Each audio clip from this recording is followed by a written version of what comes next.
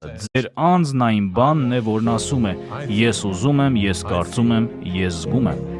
Եվ դա մեզանից յուրաքանչյուրի մեջ շատ ամբարտավան եւ ինքնահավան էություն է։ Եվ Աստված ասում է, եթե դուք իսկապես ցանկանում եք իմ օրհնությունը, դուք պետք է սովորեք հնազանդեցնել ձեզանից յուրաքանչյուրի մեջ գտնվող այդ ամբարտավան ինքնահաստատ էգոին։ Ես մտաբերում եմ մի փաստաբանի Վաշինգտոն քաղաքում շատ տարիներ առաջ, երբ նա լսեց իմ ուսուցումը ծոմի մասին։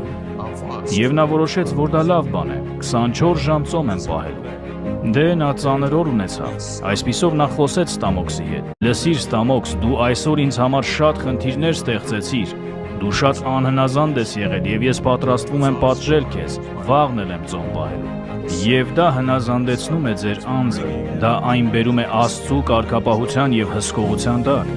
Եվ Աստված ասում է, եթե չանես դա, դու իմ ժողովուրդը չես, դա այն է, ինչն ձեր անձն